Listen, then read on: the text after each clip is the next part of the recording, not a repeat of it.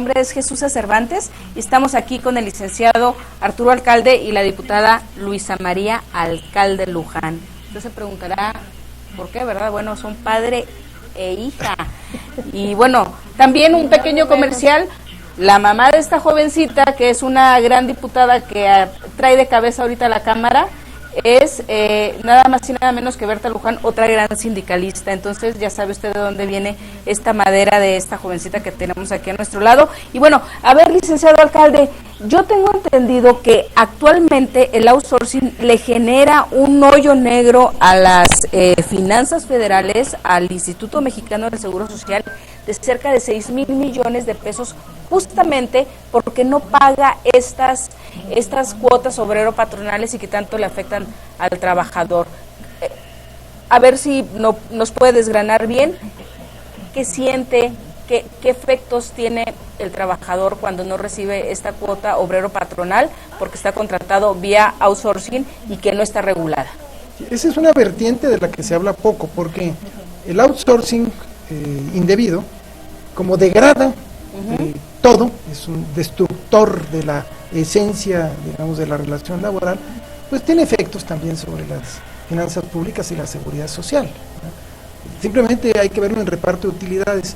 Una de las causas por las cuales se han creado estas llamadas empresas de servicios, que están ya en muchas de las ramas de industria, ¿no? Cuando se hablaba de que Bancomer no tiene ni un trabajador, es precisamente porque hay una empresa de servicio de Bancomer que supuestamente provee de los trabajadores a Bancomer, y entonces les dice, pero estos ya no son trabajadores bancarios, estos ya no se sujetan a las reglas del salario mínimo y medio como básico, ya no se le da la seguridad social de los bancarios, ya no le doy los préstamos de los bancarios, los préstamos hipotecarios, porque no son, o sea, es una simulación. O sea, yo no tengo derechos como empleado de un outsourcing. Entonces ya no hay reparto de utilidades. Ahorita en muchas de las empresas, todas las aseguradoras, empresas de servicio, pero ya son automotrices, es un cáncer auténtico. Claro, empezaron con las de vigilancia, ¿no? Esta es una historia que empezó efectivamente con vigilancia, luego se pasó a limpieza, poco a poco. Yo todavía recuerdo la lucha de los trabajadores de limpieza del metro, ¿sí? Pero ahora ya es como todo cáncer va invadiendo el cuerpo y va destruyendo los distintos órganos. Y hoy tenemos que ya la figura, por ejemplo, de reparto de utilidades prácticamente no existe en nuestro país. La ley señala que hay que pagar el 10% de reparto y ya no se reparte. Por ejemplo, el tema del fisco, se le paga mucho menos al fisco, y al pagarle menos al fisco, pues repercute contra toda la sociedad. La seguridad social, aun cuando se les tenga el seguro social, se les tiene por cuantías menores, y esto afecta gravemente. Eso sí se les tiene, ¿verdad? Sí, se les tiene, digamos, efectivamente, pero aún teniéndolos, porque hay, digamos, el salario mínimo que se puede cubrir, pero es tan bajo, que afecta al seguro social, porque entonces ellos, lo mismo se le da el servicio médico a un trabajador con salario mínimo que a un trabajador con salario más alto. Es realmente un factor depredador. Por eso en el mundo se ha establecido reglas. Por eso la propuesta que hacía el Movimiento Ciudadano en la Cámara de Diputados, en el sentido de que no abarcara las actividades centrales, está plenamente justificada en la experiencia internacional. Así está en Chile. Yo me acuerdo que Luisa María decía, bueno, si le hemos copiado a Chile muchas cosas, ¿cómo no le queremos copiar a Chile en esta, ¿no? Por esa razón creo que fue una regulación incompleta, claro, no tan grave como lo proponía Calderón. Sí. Aquello sí era devastador. Le pusieron límites, se decía límites incompletos, todavía está mal regulado, tiene muchos riesgos, sobre todo porque en México no hay negociación colectiva. Si nosotros tuviéramos efectivamente una contratación colectiva de a de veras, si los contratos colectivos fueran auténticos, si se votaran, esa es una de las grandes propuestas de las que se habla poco. Bueno, vamos a pasar ahorita. A ver, diputada, cuando se vio el tema de la transparencia, la rendición de cuentas, que bueno, era de lo poco bueno, o quizá lo único, que traía esta reforma de parte del Ejecutivo Federal, ¿no? Que era exigir la transparencia de estos sindicatos millonarios y que, bueno, tengo entendido que tanto el sindicato de la educación y el petrolero no entran, puesto que están en el apartado B, ¿no? Pero tenemos otros sindicatos, la CTM, la CROC, la CROM, telefonistas, infinidad. ¿Qué fue lo que pasó ahí, por favor, diputada? Pues mira, Jesús, a comentarte que dentro de la Comisión de Trabajo se estuvo viendo este tema de la transparencia. Nosotros estuvimos presionando, dado que la transparencia era pues la bandera que había traído Calderón para justificar su reforma laboral. Me parece que el engaño se vio a puerta abierta y que poco se ha hablado del asunto. ¿Por qué? Porque cuando justamente nos reservamos aquel artículo que señalaba no la transparencia, digamos, de la vida interna de los sindicatos, sino que los contratos colectivos, los documentos internos, los reglamentos internos de los sindicatos fueran públicos, estuvieran en internet, tuvieran un acceso para cualquiera que quería verificarlos. El PAN votó en contra, ¿no? Incluso claro que está ahí en la versión estenográfica, digo, porque esto no se puede corroborar, y hacen un señalamiento de después diremos por qué estamos en contra, pero no vamos con ustedes en esta. Eso me parece a mí que es una señal pues de la hipocresía con la que se vino actuando. Yo lo que creo fue una trampa. Calderón pone todo el tema de la transparencia a sabiendas de que el PRI no iba, y así poder negociar con él. Rasuran todo lo que tiene que ver con contratos, digamos, con derechos colectivos, incluyendo transparencia, y a cambio de eso se queda toda la parte individual, como es lo de subcontratación, como es contratos por hora, como es limitar los salarios caídos a un año. Entonces se queda todo esto, la reforma, a cambio de quitar todo lo colectivo, que tanto tenía cosas muy negativas como había algunas cosas positivas, que era el tema del voto secreto y de la transparencia. Entonces, sí señalar que en la Comisión de Trabajo los panistas votaron en contra de que los contratos colectivos y los reglamentos internos fueran públicos, aún habiendo ya resolución del IFAI, y ya estamos muy avanzados en ese tema. Pues se decidió dar marcha atrás y se rajaron, digamos, en el tema de transparencia. Finalmente fue una simulación, al igual que la simulación que estableció el PANAL, ¿no? El partido del Bester Gordillo, que salió, yo recuerdo muy bien, después de una reunión de la comisión, cuando se hizo un lapso para tomar los alimentos de los diputados, salió el diputado Camal, ¿sí?, a decir que no lo dejaban hablar, que eso era un monólogo y que ellos no estaban en contra de la rendición de cuentas de los sindicatos, y a final de cuentas votaron a favor de que se mantuviera la opacidad de los sindicatos, ¿no? Bueno, nosotros todavía tenemos en este segmento un minuto, ¿verdad? Me está diciendo la producción. Sí, gracias. Tenemos un minuto y lo que yo quiero abordar, y que no nos va a dar tiempo de terminarlo, pero lo vamos a ampliar en el siguiente, es el pago por hora, porque ahí sí la gente está hecha bolas, ¿no? Bueno, me van a pagar 7 pesos, la octava parte de un salario mínimo, me van a pagar 20 pesos, yo lo voy a acordar con el trabajador.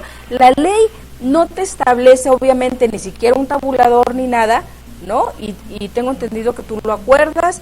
Hay muchísimas dudas y me están diciendo que ya ni siquiera en lo vamos a poder terminar. Pero bueno, en el último segmento que tenemos vamos a ampliar eso, y también para cerrar vamos a ver lo de los contratos, porque hay nuevos tipos de contratación que obviamente le afectan al trabajador, y también, como ya vimos, afectan finalmente a las finanzas del gobierno federal. Vamos a ver cómo le va a hacer Enrique Peña Nieto si es que llega a asumir la presidencia de la República, ¿sí? Y si es que los trabajadores tienen la fuerza para demandar que esto se eche atrás. Regresamos en unos minutos, por favor, no nos minimicen.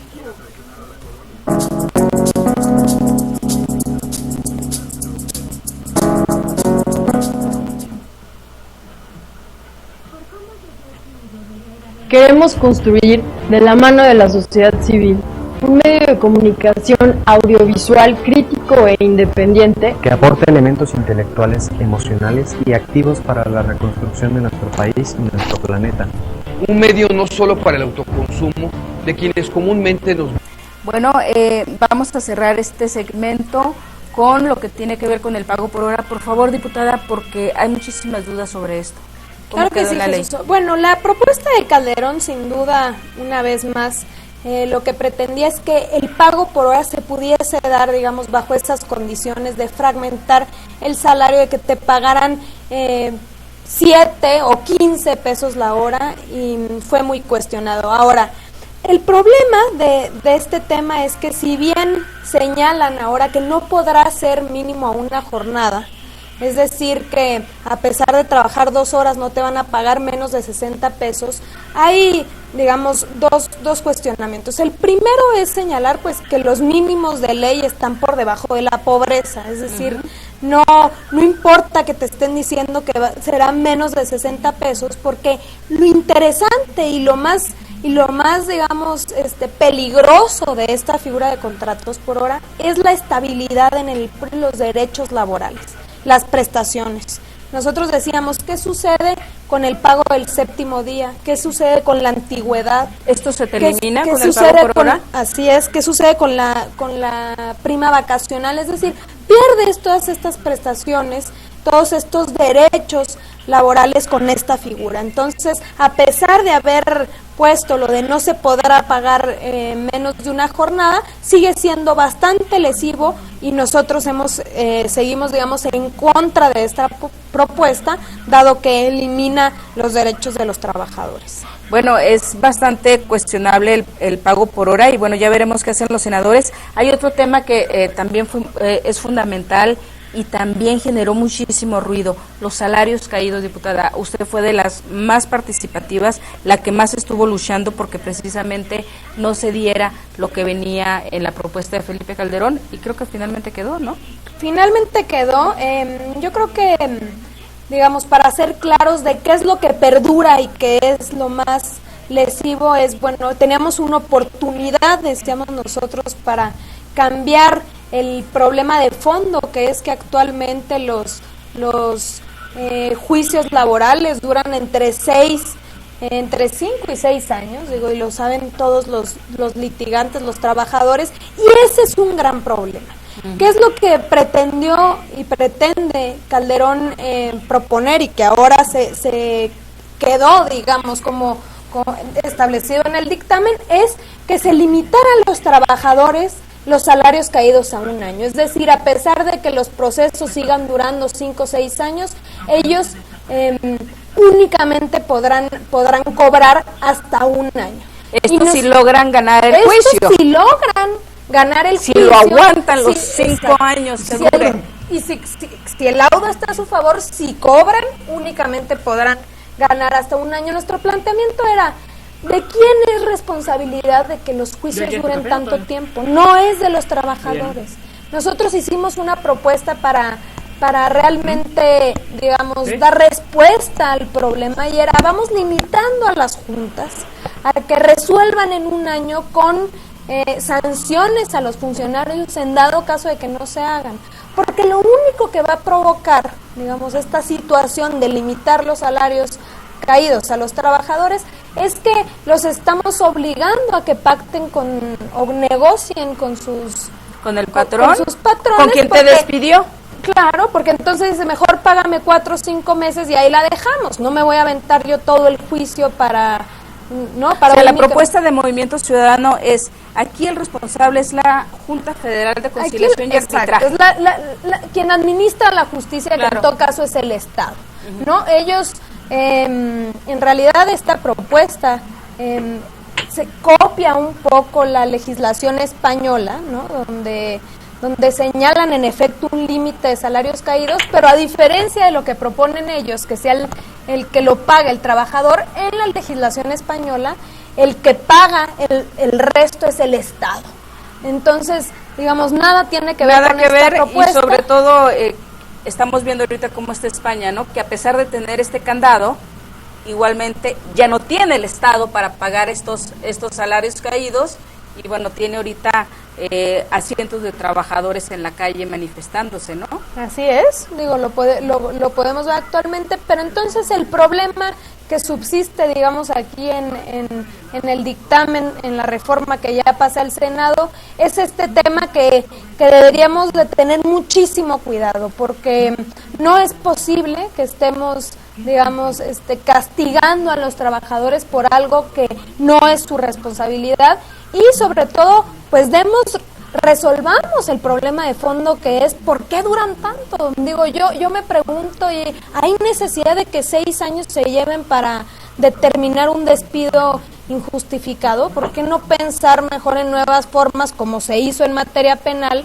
de juicios orales, que en unos cuantos meses tengamos resueltos, claro, digamos, los conflictos obrero-patronales? Te ahorraría la pena del trabajador de estar en esta indefinición de su trabajo, ¿no? Te ahorraría los recursos para el propio gobierno federal, que se dedica a administrar tan mal la justicia. Todo esto podría ser una solución. Sin duda. Y ahora, el problema también de fondo es que las juntas de conciliación carecen, digamos, de personal como de recurso. Entonces, tenemos que estar pensando a corto plazo, como a largo plazo. Nuestra propuesta, en todo caso, es cambiar a un sistema, digamos, realmente imparcial a través de jueces laborales y no de estas juntas de conciliación y arbitraje ya tan desprestigiadas.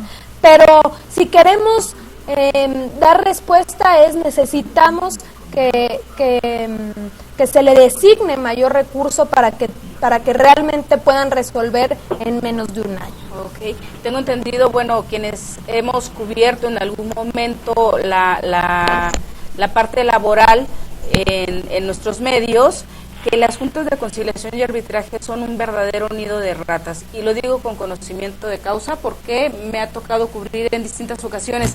Bueno, y justamente en las juntas de conciliación y arbitraje es donde se lleva el contrato colectivo de trabajo. Bueno, este tema de la junta es muy importante porque vemos la resistencia del gobierno, de la iniciativa, del sector empresarial y del sindicalismo tradicional, que quieren mantener las juntas por razones políticas, o sea, como están porque ahorita controlan a través de las juntas el registro de los sindicatos, la titularidad y toda la contratación colectiva. Eso no lo dicen ante la opinión pública. Esa es la trampa, Ahí eso está que trampa. hay detrás Hay mucha, de negarse a esta justicia laboral de la que habla la diputada. Hay una doble cara en este proceso de la reforma laboral. No tocan los problemas de fondo, no tocan justicia, porque la quieren seguir manteniendo bajo su control. No tocan el tema de los contratos colectivos. ¿Qué hay ahí? Que me parece un tema de fondo. En todo el mundo, cuando se va a negociar un contrato colectivo, se consulta a los trabajadores. No mínimo, se puede firmar es lo que vas a... un contrato colectivo sin consultar a los destinatarios. Bueno, claro, es la base de cómo voy a trabajar yo. Ese es el origen de los llamados contratos colectivos de protección patronal. En México el patrón escoge a su sindicato, decide si firma con la CROC, si firma con la COROM, y en México no, los patrones lo escogen. Y la propuesta del movimiento progresista y de la izquierda en general, y es una de la academia, de los especialistas, de la OIT, de los abogados democráticos. De todo el mundo, los abogados democráticos, es consulten a los trabajadores. Pero el sector empresarial dijo no, ni de chiste. ¿Por qué? Porque quiero seguir manteniendo el control. Claro. Y en la iniciativa de Calderón tampoco lo propone. Es más, en la iniciativa de Calderón va a bloquear la posibilidad de que los trabajadores salgan de esos contratos de protección. Eso no quedó finalmente en la ley, pero era una de las intenciones de la iniciativa. Pero además con una gran hipocresía, porque en la iniciativa decía, para favorecer que ya no haya contratos de protección, vamos a poner reglas para que tú no puedas emplazar a huelga y tú para que no puedas pelear la titularidad. Entonces, yo diría que ahí están las dos grandes asignaturas pendientes del modelo laboral para que este sea moderno. Cambiar el sistema de justicia. 2, permitir una contratación colectiva auténtica, y obviamente esto está vinculado con el tema de la democracia sindical, pero no caer en la trampa de la iniciativa de Calderón, que decía sí libertad, sí voto secreto, sí transparencia, pero cuando se trata de los patrones, ahí no. Ahí no hay Por transparencia. eso votaron en contra de la transparencia que señalaba Luisa María. Ok. Porque la transparencia significaba echarle luz a los contratos colectivos que están depositados ante las juntas. Ok, Y los entonces empresarios no quieren que se conozcan. entonces la ley, lo que se aprobó en Cámara de Diputados el viernes pasado, es que el contrato colectivo sigue el trabajador sin tener acceso a él, o sea, se queda como estaba. Se queda como está, no permitieron que se le echara luz a los contratos colectivos, a los estatutos, a pesar de que el IFAI, como ya bien se dijo, y además es una cosa natural. Hasta la Suprema Corte. Hasta la Suprema Corte, efectivamente, ha señalado cuando deslindó el caso Pemex, Sí. dijo, bueno, las cuotas, pero hay otro derecho a la información, eso quedó fuera. Y esto, en realidad, los panistas votaron a favor de la opacidad, o sea, en contra de la transparencia. Pero ahora, curiosamente, en la Cámara de Senadores estamos a favor de la transparencia. Entonces, juegan, porque cargan toda sus propuestas alrededor del sindicato, pero si tiene que ver con el patrón, ahí no, ahí ya no juegan. Allá no queremos que se conozcan los contratos, no queremos que se voten los contratos colectivos, no queremos que el patrón finalmente deje de decidir cuál es el sindicato que debe operar en su fuente laboral. Entonces quiere decir que esta fue la moneda de cambio para que el PRI aceptara esta famosa flexibilidad laboral, el outsourcing, los nuevos tipos de contrato, el pago por hora. Acepto todo esto, Felipe Calderón, pero a cambio no me toques. Sí, ¿no? yo creo que ahí estuvo la Mi moneda de fuente. cambio. Sí, exacto, digamos había una serie de prioridades en la propuesta presidencial que eran las mismas prioridades del sector empresarial, no las lograron todas porque no le pegaron a lo de la huelga y a lo de las titularidades, pero sí le pegaron por la que era la joya de su corona, era obviamente el tema del outsourcing, que les quedó un poco regulado.